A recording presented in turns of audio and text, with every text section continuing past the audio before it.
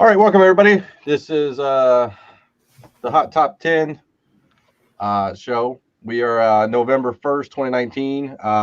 The list this week is not by Ben S. this week. It is by a group of CBSI writers and friends. We do have a giveaway that we're going to do in the comments section of the YouTube page. We are giving away woven art, a CBSI exclusive variant to some lucky person in the comments section. We got Mr. Brian McClay and John Z. So boys, here we go. All right, you guys. So yeah, just remember, make a comment in the live comments on YouTube or on Facebook, and also make a comment on the Hot 10 list itself if you want. We'll be checking both by the end of the show for that giveaway. And all right, so as we always start on the honorable mentions, Ben Steve highlights a golden. Well, somebody highlights. I don't know who chose this one this week. A golden age sale that it sticks out, and this one is Amazing Ghost Stories number 14. Apparently this has ties to Matt Baker, did a short run for AGS, and this is the highlight of that run, the Amazing Ghost Stories. Not my favorite Matt Baker work, but it's got some appeal. It's got the water demons and the red skirt kind of damsel in distress, so it's a nice looking cover. Mid-grade sale for over $1,000 this week. Not bad.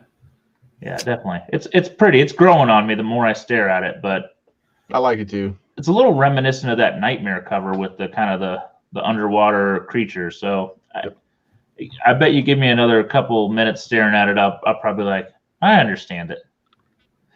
The other honorable mention this week is a modern book. We got Thanos 15th. The fourth print variant with the Black Surfer on the cover. A little bit of tease from the Surfer issue this week that has got this book moving in the $20 to $25 range. So that's pretty interesting. That's probably the best cover out of them all at the first appearance, right? Is that what you guys think? It's a good cover. I mean, if you're gonna invest in one, that's a nice looking cover for a first. I agree. Before we move on to the actual top 10 this week, we got a couple things we want to talk about. Simple Man's Comics has a new show that they're starting up called 3 Up and 3 Down. Make sure you guys check that out. Go to Simple Man's Comics YouTube channel and just take a look at all the new fun stuff he's got going on. We also have a new shirt that they rolled out over at CBSISwag.com. The Killing Tee, they're calling it. It's a Joker shirt, pretty sweet Joker shirt, perfect timing for Halloween. And make sure you guys go check that out, CBSISwag.com. I mean, you got the Joker and you got Skeletor. Can't beat that combo. No, I agree. Well, this Strange Adventures comic news or show news that kind of came out with some other news that we'll get into a little bit later, but the Strange Adventures show that the HBO Max is talking about. Greg Berlanti kind of came out and made some references. We're not too sure whether it is going to be Deadman oriented. It sounds like it could be 50-50. They're talking about it being a Twilight Zone type of hour-long show, kind of series, anthology series. And if they go that route, they can definitely do both. They can do the spooky Deadman type stuff, and they can do the science fiction type stuff that you were talking about, Z, the Adam Strange and that type of stuff. I mean, if the HBO Max stuff is anywhere near the quality of the DC streaming, then I am in. That stuff has been killing it. So hopefully they kind of carry it on over into the HBO Max world. Yeah. I mean, this book is one of my favorite books. As a matter of fact, I just got mine back, 7.0. Just got it back. I'm really stoked about that. Shout out to Chuck. Thank you, brother. So I'm definitely not planning on selling that anytime soon, as that's a book that I've been searching for a while. But I'm always happy to hear about any type of Deadman news. He's one of my favorite characters. So if there's a small chance we might be seeing him in some live action stuff, I'm all about it. Absolutely. So. Something a little more modern at number 9. Moon Knight 14, some spec on the Disney Plus show, rumors of villain appearance here. That was a $4 to $6 book. Now it's moving at 20 to 40. I mean, with all of these Moon Knight kind of volume 1, lots of dark covers, black spines, very tough to find in nice condition. I mean, this book went for a pretty crazy amount. Not a couple of weeks back, CGC 9.8. I remember, I think it was Coy that had mentioned it to us in the chat, and I just couldn't believe how much it was going for. But hey, add a little bit of spec, TV spec to it. There's that new puppy driving me crazy. A little TV spec to, that first Moon Knight series, and you got a little magic. So you compare it to most of the other Moon Knight villain appearances in this run, it's not that unreasonable. I mean, they all go for a pretty good change in 9.8. It just is a book that's kind of been abused and forgotten, all of them. Yes. Yep. All right. Number 8, Web of Spider-Man 70, Spider-Hulk. I don't know what else to say other than it's now a $20 book, which is crazy, and it sells fast just from talking to some people I know. I know Ozzy sold one. He said he listed it, and he got a sales ding before he even put his phone down. Well, I think that this is kind of coming from the Mortal Hulk spec stuff, if I'm correct. Does that sound about right? Mm-hmm. We've talked about this on FlipSide before. If you guys don't know, check out CBSI Presents Tales from the FlipSide every Monday night at 9:30 p.m. Eastern. We talk about stuff like comics and other spec, cards and toys, action figures, all kinds of crazy stuff, video games. But we brought up this Web of Spider-Man Spider-Hulk character a while back because of the action figure, actually. This is one of my all-time favorite action figures, and this sells for a pretty penny on the secondary market. You could sometimes get a couple $100. They'll go for $100 open. So pretty cool spec for me. And check out the comic and the toy if you can find it. And that is why Dino has cats. That's right. That is Number 7 is Dead Man Logan. Number 11. Another first appearance in the modern market. This is Danielle Cage, daughter of Luke Cage and Jessica Jones. So this guy is moved to about $12 to $15 range, which is not bad. 5 times cover is a pretty good sale. So nice cover to boot. Not gonna lie, I like that one. And we're gonna jump to number 6, Incredible Hulk 180. I am pretty sure this shows up on somebody's list probably once a month. The age-old debate of first appearance versus first cameo versus first whatever. This one's getting some heat this week because the facsimile edition has went out, and Marvel solicited it as the first appearance of Wolverine in their sales material. So stoking those fires to have the speculator market get crazy again. We all know that the facsimile editions do always kind of bring a little bit of heat to the books that they're reprinting, but this will be interesting to see how long this lasts. A la New Mutants 98. Yeah, a whole bunch of them right now. This book has been back and forth, and it jumps and then 180 jumps, or 180 jumps and 181 jumps. So it's just a book to keep an eye on. Yeah. It's always moving. Always moving. Everybody loves Wolverine. All right, number 5 is Future Fight number 1, the first White Fox, the 1 in 100 Virgin variant by Lee. This guy has been on the list at least once, maybe twice before. Yeah, I think it's the 3 times. 4th time. Yeah, keeps selling higher and higher. Beginning of the month, it was at $100 range. End of the month now, it's moving to the $250 range. So those of you that got in and held, congratulations. Keep going. Yeah. And, I bring it up every time. This could be one of those books that these set collectors go crazy for. So Spider-Gwen sells for $2,000. So keep on. Yep. All right. Number 4, something a little near and dear to Brian's heart here. The Spawn Alamo Draft House exclusives, 2 books. Yeah. This hitting the market. This is an interesting spec book right here. Over the last weekend, I believe it was, Todd McFarlane had a special event out here at the Phoenix, the Chandler Alamo Draft House out here, and he kind of did a special Guinness World Record event for Spawn 301, which I believe was for the longest running creator-owned superhero comic.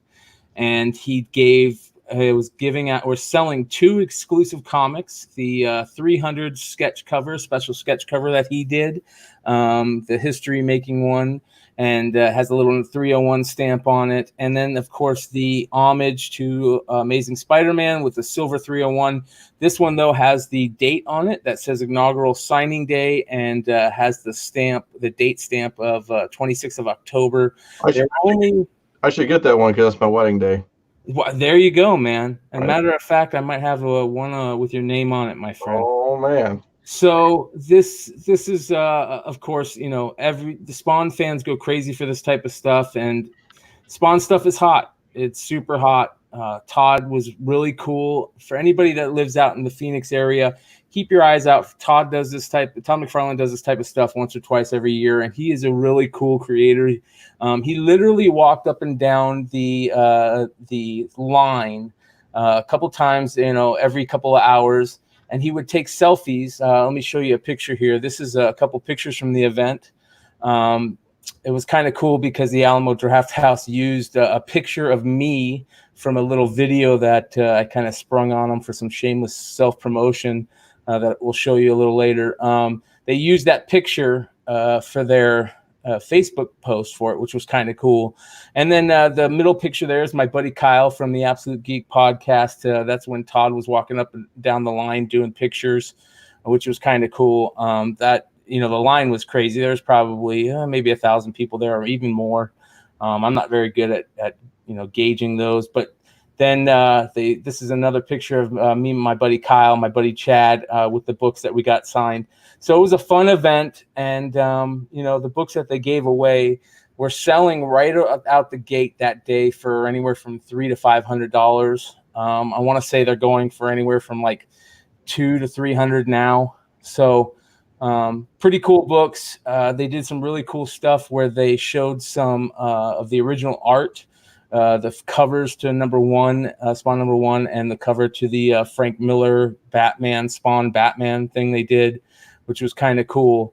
And for a little shameless self-promotion for my other show, Podcast, I will show you the video I kind of sprung on them. I didn't want to ask to see if they would let me do it, so I just kind of did it. And here we go.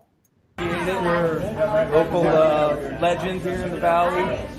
Signing, check out the podcast, He's guys. the best. He gave me all my good ideas. Every idea I have, he gave it to me. YouTube.com/thebogcast. Thank you, Todd. I appreciate it, man. Congratulations. So that was kind of interesting, and he was really cool about it.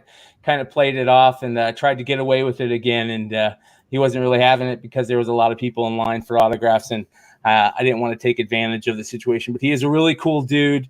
I talked a little bit about it on the FlipSide, so if you guys haven't listened to that, go ahead and check it out, and we'll kind of continue on. That book is so super obvious. Can we close out 300 homages now that Todd has homaged himself? I would love to. Can we just call it done? Yeah, I think I would want to see more homages of Spider-Man number 1, to be honest, his cover to that. Let's just bookend. He did one.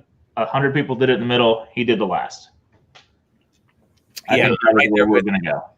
I'm right there with you. I'm kind of getting tired of it. It's kind of getting to the point where it's making it not as interesting. It's making it not as fun. But I will say that one actually looks the most like the Web of Spider-Man 50, right? Yeah. Well, the background and the coloring is very similar to that. I will say that there is a homage to Spider-Man 300 that I saw recently that just I had to have, and it was hilarious because it was the My Little Pony Venom variant that was NYC special exclusive, that NYC Comic-Con. That was just freaking cool as hell. So I had to buy it. I think it was numbered to 75. So if you guys haven't checked that out, take a look at that. Oh my God. I can't believe it's not My Little Pony. We got to go. I'm just going to move on to number 3. Number 3 is Captain America 323. This is a book that's kind of been getting whispered about, talked about, seen a few spikes here and there. First, John Walker, who will become the Super Patriot, sold 30 copies in the last 2 days for $20 or so, give or take. Rumors, speculations, some Facebook posts going around. So this one, like I said, it's been up and down, kind of moving, and picked up some heat this week. So don't know if it's just FOMO or what happened. Yeah, I think that the news has kind of been out and talked about for a while, but like you said, FOMO is strong in this speculation community.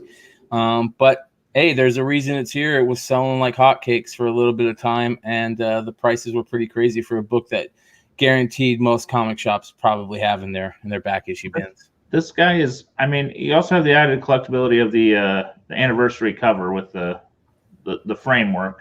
Yeah, we've talked about the Marvel 25th anniversary covers on FlipSide also. It's a fun little collecting niche. They do a lot of homages to that too.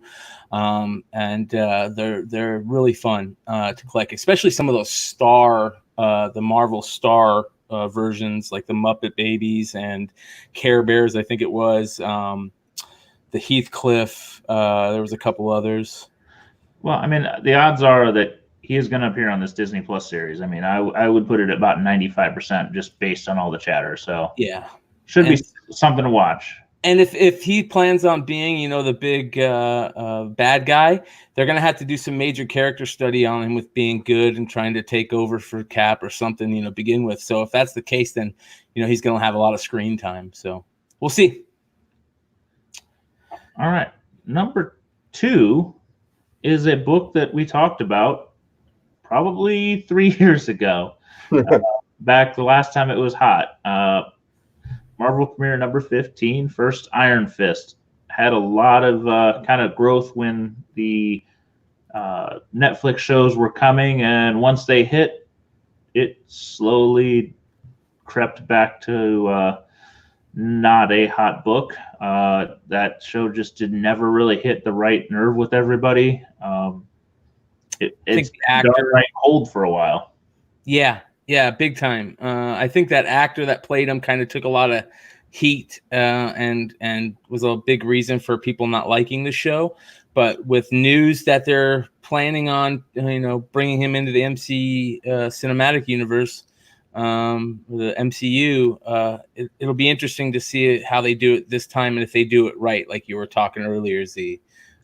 It's just what's interesting to me is I keep seeing rumors that they want to bring Daredevil and Punisher as the same actors, but others they don't. So I think Daredevil and Punisher, the Bernthal and Cox are perfect.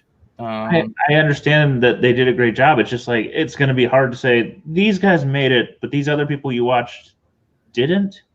Yeah. And I'm not sure you can recast Jessica Jones any better, but maybe she just won't make it. I like the guy who played Luke Cage too. I got to be honest. I think that they cast pretty much everybody well. I wasn't too bad on the guy that played Iron Fist. I know a lot of people didn't like him. I didn't mind him too much, but if it's that. I just don't think the show gelled. It never hit. Yeah. Before we go on to number 1, we also want to mention big thanks to all the CBS writers and friends that helped us put this list together this week. Ben, we want to throw out much love to Ben. His absence will be short. It will only be hopefully a week. So plan on him being back next week. He had some family issues he had to deal with. So big thank you to all the writers and friends that helped us put this one together this week. And we didn't mention a Crow book, so that's a plus. You didn't invite me to participate, guys. Otherwise, half of it would be Crow books. And the other half the Tick books? Is that what we're gonna do? Half Crow, half Tick? Or some foreign Playboy, Japanese something. Maybe. we got other people talking about that this week, so we'll save that for another week. Yes. Guys, make sure you check out CBSI Presents Tales from the Flip Side. Some of the foreign variant collecting is getting hot and heavy, and speculation talks, and that's something that the Z and some of the guys that follow FlipSide have been really keying in on lately. And there's some really good talk in some past episodes. So make sure you guys check it out. All right. Number 1 this week, which is actually the most interesting news, I think, to come about, is the HBO Max Green Lantern anthology series. Or I guess, I don't know if it's anthology or if they've quoted it that, but I didn't think it was going to be that exciting to have a Green Lantern movie, but a series, man, that universe is so big, they could cover so much. And the book Ben chose to highlight was Green Lantern 48, first Kyle Rayner. I think that that's kind of heavy on the speculation that Rayner was going to be one of the main characters a while back. I'm not too sure. I haven't seen much about them saying who the Lantern is going to be, but I've heard a lot of rumors about it following some of the Blackest Night storyline. And if that's the case, oh man, they could really do some good work. My only thought is it's not going to cover Hal. I feel like Hal is reserved for the movies, and I think maybe that John Stewart might be reserved for the movies. I think everybody else's game. I heard from my really legitimate sources that it's Ryan Reynolds again. So that would be amazing. Well, I don't know. I think that they're planning. There was a while there where they were planning to do some Green Lantern course stuff, and if that's the case, we're going to see them all. And I think that's the way they should go. I think it should be a Hal thing, and I think Parallax is a major character. The role that they can take with that to head into the Blackest Night stuff would be very cool. And there's a lot of Green Lantern stuff that can really go crazy in the spec world. Again, Blackest Night stuff, the Kyle Rayner storyline, that 48, 49, 50, and 51. The DC Universe variants, of course. I got some here, as you guys can see. There's been a lot of spec talk on the DC Universe variants throughout CBSI over the years. A couple guys put together some really good checklists on and information on the DC Universe variants. And Green Lantern is very heavy in that list, especially the period that people are kind of specking on. I think 48 has been a spec book for many years.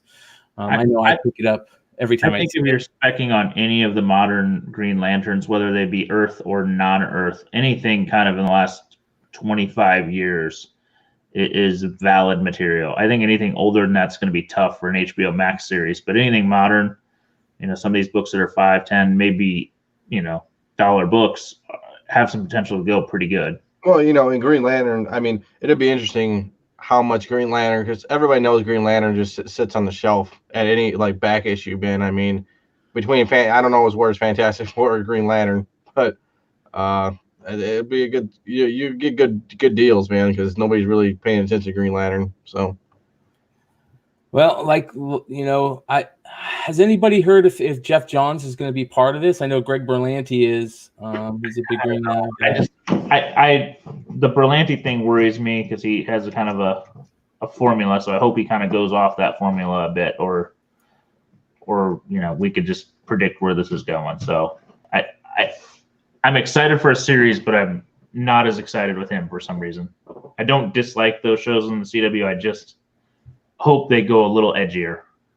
I thought I also heard some rumors talking about that they're gonna really try to interweave all the characters, whether it's a show or a movie. They're gonna try and bring them all together. Come in and out of the movie universe and the TV show universe. Sounds like maybe they're trying to put a nice little button on the CW shows. Other than Batwoman, I know Arrow's kind of ending. I wouldn't be surprised if Flash is going to be ending. Isn't Legends ending too? I thought Marvel was going to do that, and DC was just sticking with their after Joker. Somebody's got a great idea. Let's run with that. Yeah. Well, one of our commenters, Hated Karawa G, I think that's how you say it, made a comment about the new Green Lantern coming out, and I'm not sure about the new one. I'm not currently reading the Green Lanterns, any of the Green Lantern series, but that does bring up Jessica Cruz and the other Green Lantern that came out of the New 52 run. Let's see here, this guy right Number here. 0. Yeah, that combo pack of that issue is a tough one. Yeah, so maybe this. Sorry. There we go. No, you're good, brother. Good. Maybe this might be something that people want to look for, because this is the combo pack, kind of the DC Universe Oh, is variant. that a combo pack you pulled out? You sneaky dog. Hey, show that other one with the DCU. There's a DCU of that one. Of what? This one? Of 48, he's saying. Yeah. Oh, yeah. So here's 48. Here's the DCU variant of 48. And of course, they have more than just that one. They have that whole run. One that was really talked about for a while was this one, this Green Lantern 51, the DC Universe variant. But the tougher one was the second printing variant that you can see right here. Shows it's a second printing. So they have a first and a second printing in the DCU variants of these 51. And of course, if they're going to do the whole parallax stuff, Green Lantern 50, which is one of the famous glow-in-the-dark covers. But I was always a really big fan of this parallax character and kind of where they went with Rebirth and all that stuff. So I'm a huge Jeff Johns Green Lantern fan, and I'm really hoping that we can see some of that stuff on any screen. So we'll see. Yeah, 49 is another great cover that is always homaged, which is the rings on all the fingers, as Hal's kind of going crazy. They did a really, really cool homage to that, of course, on what was it? Blackest Night, the Sinestro Course. That's what it was, Sinestro Course. And, of course, the Lobo cover, which was Green Lantern 55, I believe. Yeah, the variant. Yeah. Not the New 52, but the Jeff Johns run. Yeah, the Brightest Days or whatever. Yeah. All right, so we have a book we need to give away, the Wovenheart variant. Just going on comments, I'm going to go with Hated Courage, I think it is. I think that's how we're going to pronounce that one. Yeah, Hated Courage. Yeah, I like that. I'm cool with that. Dino, tell them how to contact us. So in the comments, I'll put the email address, but it's CBSI FlipSide at gmail.com, all one word. Shoot us your name, address, and stuff, and we'll send you the book. Make sure you reference the date of the show. So today's November 1st, just so we get a bunch of emails from a bunch of different people.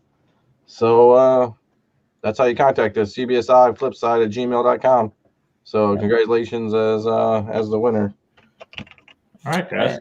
Yeah. Thank you for joining us this week. Yeah.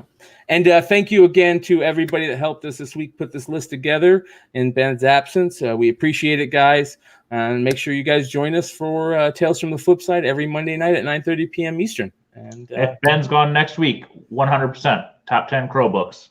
Oh, goodness. Cool. All right, boys. Good show. Thanks, guys.